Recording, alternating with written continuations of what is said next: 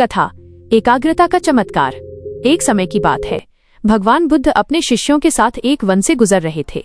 गर्मी का दिन था और बुद्ध को प्यास लगी।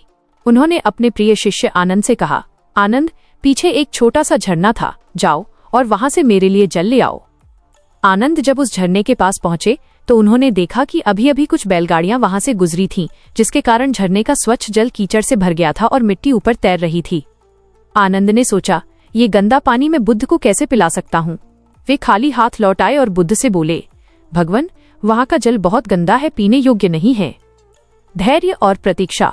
बुद्ध शांत रहे और कुछ समय बाद उन्होंने पुनः आनंद को जल लाने भेजा। इस बार भी आनंद ने देखा कि पानी अभी भी पूरी तरह साफ नहीं हुआ है। वे फिर लौट आए। बुद्ध ने तीसरी बार आनंद को भेजा। तीसरी बार जब आनंद वहां पहुंचे तो वे चकित रह गए। झरने का जल अब एकदम पारदर्शी और शीतल था। सारी मिट्टी नीचे बैठ गई थी और कचरा बह गया था। आनंद जल लेकर लौटे और बुद्ध को अर्पण किया। बुद्ध की शिक्षा, बिना कुछ किए कार्य सिद्ध करना। बुद्ध ने जल ग्रहण किया और आनंद से बोले, आनंद, जिस प्रकार तुमने जल को स्वच्छ करने के लिए उसमें प्रवेश नहीं किया, न ही मिट्टी को हाथ से हटाया, तुमने केवल धैर्यपूर्वक प्रतीक्षा की और मिट्टी अपने आप नीचे बैठ गई, ठीक उसी प्रकार हमारा मन और कार्य भी है। सफलता का मूल मंत्र। बुद्ध ने इस कहानी के माध्यम से 3 मुख्य बातें सिखाई हैं, जो एक व्यक्ति को काम करते हुए भी काम न करने की स्थिति में ले जाती हैं। अकर्म, एफर्टलेस एक्शन। यदि आप अशांत मन से कोई कार्य करेंगे तो वो बोझ बनेगा, लेकिन यदि आप मन को शांत होने देते हैं तो सही मार्ग और समाधान स्वयं प्रकट हो जाते हैं। वर्तमान में उपस्थिति। जब आप केवल परिणाम की चिंता छोड़कर क्षण में जीते हैं तो शरीर कार्य करता है, परंतु मन थकता नहीं है। इसे ही सहज अवस्था कहते हैं। साक्षी भाव। स्वयं को कर्ता न मानकर केवल एक दृष्टा ऑब्जर्वर माने। जब आप ये सोचते हैं कि मैं काम कर रहा हूँ, तब अहंकार और थकान जन्म लेते हैं। जब आप कार्य बन जाते हैं तब थकान लुप्त हो जाती है। निष्कर्ष। सफलता उस व्यक्ति को मिलती है जो जल की तरह शांत रहना जानता है।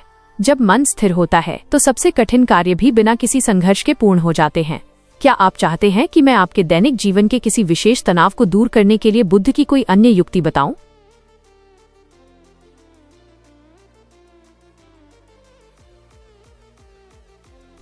नमो बुद्धाय। दैनिक जीवन के तनाव को दूर करने और कार्य को बोझ न समझने के लिए भगवान बुद्ध की एक अत्यंत प्रभावशाली युक्ति है, जिसे सजगता, माइंडफुलनेस या आनापानसति का एक सरल रूप कहा जा सकता है।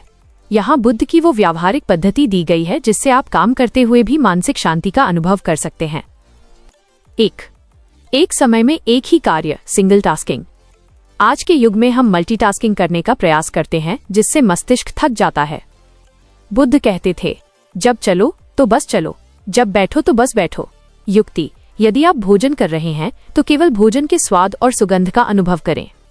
यदि आप लिख रहे हैं तो केवल कलम और कागज के स्पर्श को महसूस करें। जब मन पूरी तरह एक ही क्रिया में होता है तो वो ध्यान बन जाता है और थकान उत्पन्न नहीं होती। 2. सांसों का सेतु, द ब्रिज ऑफ ब्रेथ। जब भी कार्य के दौरान तनाव बढ़े या मन भटकने लगे तो रुककर केवल 3 गहरी सांसें लें। बुद्ध के अनुसार श्वास हमारे शरीर और मन के बीच का सेतु है। सांस अंदर लेते समय सोचें, मैं शांत हो रहा हूँ। सांस बाहर छोड़ते समय सोचें, मैं तनाव मुक्त हो रहा हूँ। ये छोटी सी क्रिया आपके तंत्रिका तंत्र, नर्वस सिस्टम को तुरंत शांत कर देती है। 3. साक्षी भाव, ऑब्जर्वर मोड। तनाव तब होता है जब हम काम के परिणाम से चिपक जाते हैं।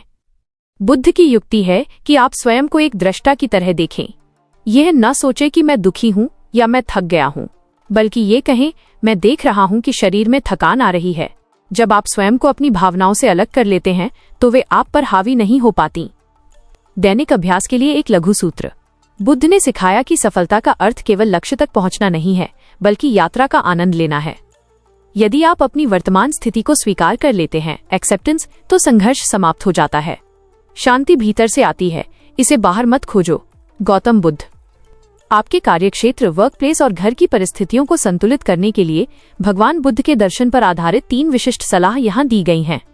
ये युक्तियां आपको तनाव से मुक्त कर कार्य में कुशलता प्रदान करेंगी। 1. कार्यक्षेत्र के लिए शून्य का सिद्धांत, द कॉन्सेप्ट ऑफ वॉइड। अक्सर कार्यालय में तनाव तब होता है जब हम एक साथ कई फाइलों या लोगों की बातों का बोझ मन पर ले लेते हैं।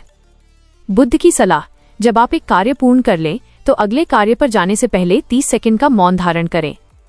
इसे मानसिक अंतराल कहते हैं। पिछला कार्य समाप्त हुआ, उसे वहीं छोड़ दें। अब नया कार्य एक नए जन्म की तरह शुरू करें। इससे पिछला तनाव अगले काम में नहीं जाता। 2. घर के लिए प्रेमपूर्ण मौन, लविंग साइलेंस। घर में क्लेश या मानसिक थकान का मुख्य कारण प्रतिक्रिया, रिएक्शन देना होता है।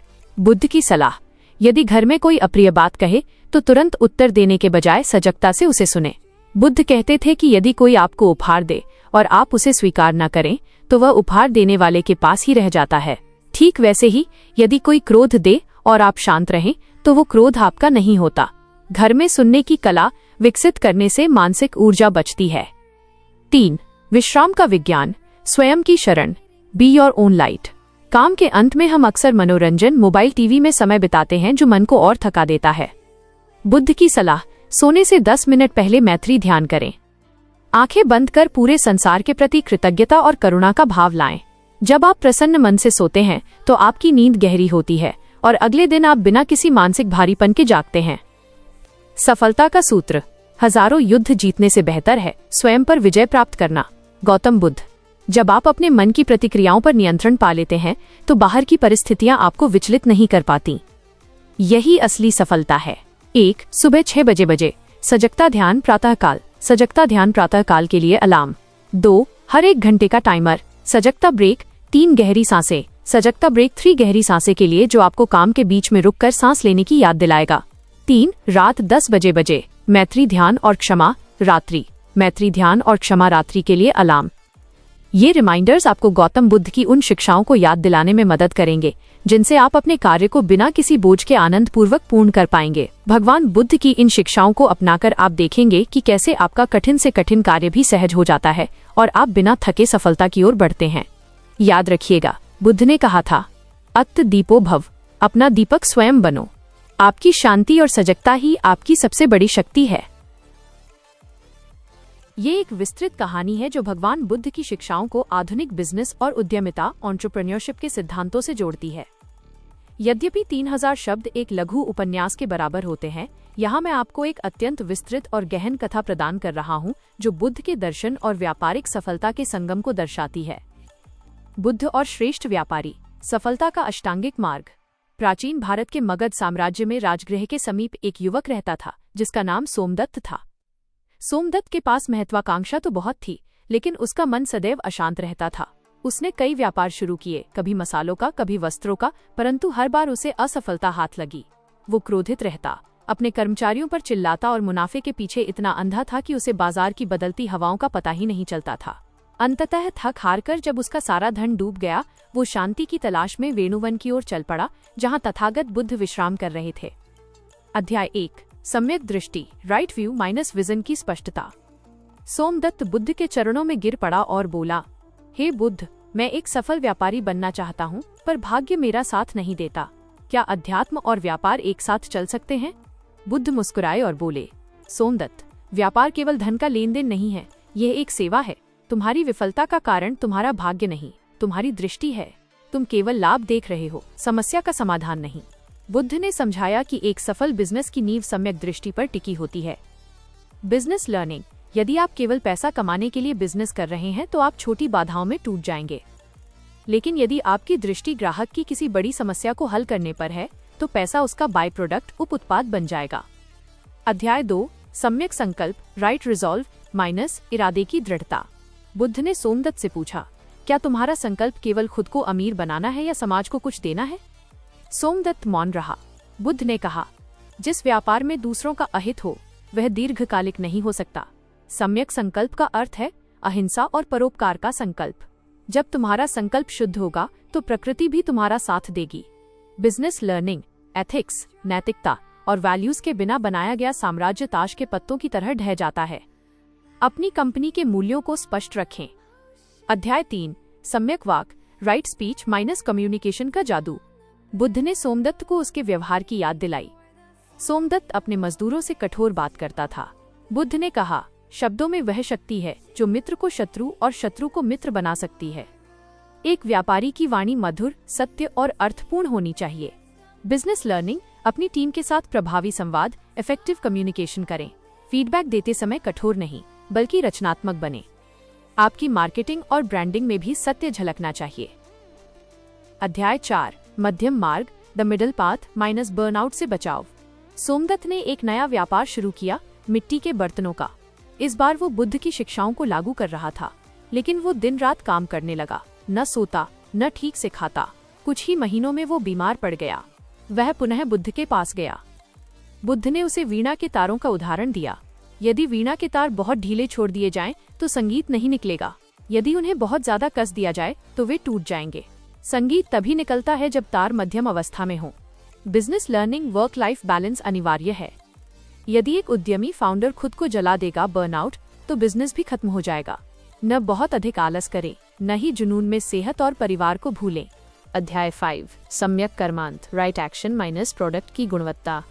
बुद्ध ने कहा, सोमदत्त, जो तुम बना रहे हो, क्या वो श्रेष्ठ है? क्या उसमें तुम्हारा कौशल और ईमानदारी शामिल है? सम्यक कर्मांत का अर्थ है अपने कार्य में पूर्णता लाना, चोरी, मिलावट और धोखे से दूर रहना। Business learning, quality control, quality control. आपका उत्पाद ही आपका सबसे बड़ा विज्ञापन है। यदि आप गुणवत्ता से समझौता करते हैं तो आप अपना ब्रांड खत्म कर रहे हैं। अध्याय 6, सम्यक आजीव, right livelihood minus sustainability. Buddha ने जोर दिया कि व्यापार ऐसा हो जिससे पर्यावरण या किसी जीव को हानि न हो। इसे आज हम सस्टेनेबल बिजनेस कहते हैं। सोमदत्त ने अब ऐसे बर्तनों पर ध्यान केंद्रित किया जो टिकाऊ थे और जिनका निर्माण प्राकृतिक तरीके से होता था। उसने अपने कारीगरों को उचित वेतन दिया, जिससे उनकी निष्ठा बढ़ गई। अध्याय 7, सम्यक व्यायाम, राइट एफर्ट माइनस निरंतर सुधार। व्यापार बढ़ने लगा, लेकिन सोमदत्त अब थोड़ा लापरवाह होने लगा। बुद्ध ने उसे चेतावनी दी, मनुष्य का मन आलसी है। सम्यक व्यायाम का अर्थ है अपनी कार्यक्षमता को बढ़ाते रहना और कुविचारों को आने से रोकना। बिजनेस लर्निंग, इसे आधुनिक बिजनेस में काइजन, निरंतर सुधार कहते हैं। मार्केट बदलता रहता है, आपको भी अपने स्किल्स और टेक्नोलॉजी को अपडेट करते रहना होगा। अध्याय 8, सम्यक स्मृति और समाधि, माइंडफुलनेस और कंसंट्रेशन। अंत में बुद्ध ने सबसे महत्वपूर्ण बात कही, जागरूकता। एक व्यापारी को बाजार की नब्ज, ग्राहकों की जरूरत और अपनी टीम की भावनाओं के प्रति जागरूक, माइंडफुल होना चाहिए। जब तुम एकाग्र, कॉन्सेंट्रेटेड होकर निर्णय लोगे तो गलतियों की गुंजाइश कम होगी। बिजनेस लर्निंग, डेटा एनालिसिस और मार्केट रिसर्च ही सचेत होना है। बिना सोचे समझे निर्णय लेना जुआ है और सोच समझकर लिया गया जोखिम बिजनेस है। उपसंहार, सोमदत्त का साम्राज्य। वर्षों बीत गए। सोमदत्त अब मगध का सबसे बड़ा और सम्मानित व्यापारी बन चुका था। उसके पास धन की कमी नहीं थी, लेकिन वो अहंकारी नहीं था। उसने जगह जगह विश्राम गृह बनवाए, पाठशालाएं खोलीं। उसके कर्मचारी उसे मालिक नहीं, मार्गदर्शक मानते थे। उसने सीखा कि निर्वाण केवल संसार छोड़ने में नहीं है, बल्कि संसार में रहकर अपने कर्तव्यों को पूरी ईमानदारी और शांति से निभाने में भी है। बुद्ध के अनुसार बिजनेस मंत्र: 1. परिवर्तन ही नियम है। मार्केट के बदलाव से डरो मत, उसे अपनाओ। 2. अटैचमेंट, मोह से बचो। यदि कोई आइडिया काम नहीं कर रहा तो उसे अहंकार की वजह से पकड़कर मत बैठो, पिवट। 3. करुणा, ग्राहक और कर्मचारी के प्रति करुणा ही लंबे समय का प्रॉफिट है। ये वीडियो हर समय उदास रहने वाले लोग जरूर सुने। गौतम बुद्ध कहानी शीर्षक वाली एक प्रेरणादायक कहानी है। ये कहानी जीवन के दुखों, वर्तमान में जीने के महत्व और मृत्यु का सामना करने की कला के बारे में है। यहाँ वीडियो का मुख्य सारांश दिया गया है। 1. युवक की परेशानी और बुद्ध का उत्तर। कहानी एक युवक से शुरू होती है जो बहुत दुखी है और बुद्ध से पूछता है कि क्या जीवन में दुख कभी खत्म होंगे। बुद्ध उसे जवाब देने के बजाय एक मरते हुए वृद्ध व्यक्ति के पास ले जाते हैं ताकि वो स्वयं जीवन का सत्य देख सके। 2. वृद्ध व्यक्ति का पछतावा। वो वृद्ध व्यक्ति अपने जीवन के अंतिम क्षणों में बुद्ध को बताता है कि उसने अपनी पूरी जिंदगी भविष्य की योजनाएं बनाने और धन कमाने में बिता दी।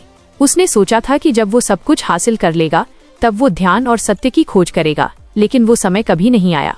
उसे अब समझ आता है कि उसका बचपन ही सबसे सुखद था, क्योंकि वो तब पूरी तरह वर्तमान में जीता था। 3. मृत्यु की कला, खाली होकर जाना। बुद्ध वृद्ध व्यक्ति को समझाते हैं कि शांति से मरने का एकमात्र सूत्र ये है कि मन से सब कुछ छोड़ दिया जाए। बुद्ध कहते हैं, जो कुछ भी पाया या खोया उसे यहीं छोड़ने का भाव लाएं। जीवन की निरर्थकता को समझना ही सबसे बड़ा ज्ञान है। जो व्यक्ति मन को पूरी तरह खाली करके बिना किसी मोह के जाता है, वही वास्तव में शांति प्राप्त करता है। 4. ध्यान, मेडिटेशन की सरल विधि। युवक जब बुद्ध से ध्यान करने का तरीका पूछता है तो बुद्ध एक सरल विधि बताते हैं। सांसों पर ध्यान दे, उठते बैठते खाते पीते अपनी सांसों को महसूस करें कि वे कब अंदर आ रही हैं और कब बाहर जा रही हैं। साक्षी भाव, सांसों को केवल देखें, उन्हें बदलने की कोशिश न करें। वर्तमान में टिकना, चूंकि सांसें हमेशा वर्तमान में चलती हैं, इसलिए सांसों से जुड़कर आप खुद को वर्तमान क्षण में लाना सीख जाते हैं। सीख, यह कहानी हमें सिखाती है कि सुख दुख जीवन का हिस्सा हैं, लेकिन उनसे परे सत्य को जानने के लिए हमें वर्तमान में जीना और अपनी सांसों के प्रति जागरूक होना आवश्यक है। बुद्ध की उस शिक्षा के बाद वो युवक पूरी तरह बदल गया। चलिए इस कहानी को एक कदम और आगे ले चलते हैं और देखते हैं कि उस युवक के जीवन में क्या बदलाव आया। युवक की नई शुरुआत। वर्तमान का यात्री। बुद्ध के आश्रम से विदा लेकर वो युवक अपने गांव की ओर चल पड़ा। रास्ते में उसे वही पुरानी चिंताएं घेरने लगीं, घर की परेशानियां, भविष्य का डर और समाज के ताने। लेकिन इस बार कुछ अलग था। जैसे ही उसका मन भटकता, उसे बुद्ध की बात याद आती। सांसें वर्तमान में चलती हैं। उसने गहरी सांस ली और अपने कदमों की आहट को महसूस करने लगा। उसे पहली बार एहसास हुआ कि पक्षियों का चहचहाना कितना मधुर है, जिसे उसने सालों से अनसुना कर दिया था। एक गांव में परीक्षा। जब वो गांव पहुंचा तो उसके मित्रों ने उसका मजाक उड़ाया। उन्होंने कहा, कहाँ गए थे शांति खोजने? क्या तुम्हें कोई खजाना मिल गया? युवक मुस्कुराया और शांत रहा। उसने कोई बहस नहीं की। उसके भीतर अब दूसरों को सही साबित करने की तड़प खत्म हो गई थी। उसने समझ लिया था कि शांति बाहर के शोर में नहीं, बल्कि अंदर के सन्नाटे में है। 2. कर्म ही ध्यान बना। युवक पेशे से एक कुम्हार था। पहले वो मिट्टी के बर्तन बनाते समय हमेशा कल की कमाई के बारे में सोचता था, जिससे बर्तन अक्सर कच्चे या टेढ़े रह जाते थे। अब उसने बुद्ध के सूत्र को अपने काम में उतारा। जब वो मिट्टी गूंथता तो उसका पूरा ध्यान मिट्टी के स्पर्श पर होता। जब वह चाक चलाता तो वो खुद चाक के साथ एक हो जाता। परिणाम, उसके बर्तन इतने सुंदर और मजबूत बनने लगे कि दूर दूर से लोग उन्हें खरीदने आने लगे। वो बिना भविष्य की चिंता किए वर्तमान में अपना सर्वश्रेष्ठ दे रहा था। 3. दुख का सामना। एक समय ऐसा आया जब गांव में भारी सूखा पड़ा। युवक का काम ठप हो गया और उसे आर्थिक तंगी का सामना करना पड़ा। पुराने समय में वो शायद टूट जाता, लेकिन अब उसने खुद से कहा, ये दुख भी एक लहर की तरह है जो आएगी और चली जाएगी, मैं इसका साक्षी हूँ। उसने अपनी बची कुची जमा पूंजी से दूसरों की मदद की और धैर्य बनाए रखा। उसने देखा कि जो लोग केवल भविष्य के भरोसे जी रहे थे, वे सूखे से ज्यादा अपनी चिंता से मर रहे थे। कहानी का अंतः असली खजाना। सालों बाद वो युवक खुद एक वृद्ध व्यक्ति बन गया। एक दिन वही बुद्ध, जो अब और भी तेजस्वी लग रहे थे, उसके गांव से गुजरे। बुद्ध ने उस वृद्ध कुम्हार को देखा और रुक गए। कुम्हार ने बुद्ध के चरणों में सिर झुकाया। बुद्ध ने मुस्कुराकर पूछा, क्या तुम्हें तुम्हारा जवाब मिल गया? वृद्ध कुम्हार ने आंखों में आंसू भरकर कहा, हे बुद्ध, मैंने जाना कि जीवन न तो बीते हुए कल में है, न आने वाले कल में। जीवन तो उस सांस में है जो मैंने अभी ली। अब मुझे मृत्यु का भय नहीं है, क्योंकि मैंने हर पल को पूरी तरह जी लिया है। मैं अब पूरी तरह खाली और शांत हूँ। बुद्ध ने अपना हाथ उसके सिर पर रखा और कहा, तुमने सत्य को पा लिया है। जो वर्तमान में जाग गया, वही बुद्धत्व के मार्ग पर है। इस कहानी से हमें क्या सीख मिलती है? एकाग्रता। काम कोई भी हो, अगर आप उसे पूरी उपस्थिति के साथ करते हैं तो वही ध्यान बन जाता है। स्वीकार्यता। सुख और दुख जीवन के मौसम हैं, उन्हें केवल एक दर्शक की तरह देखना सीखें। सांस का जादू। जब भी मन अशांत हो, अपनी सांस पर लौट आएं। ये आपका सबसे बड़ा गुरु है।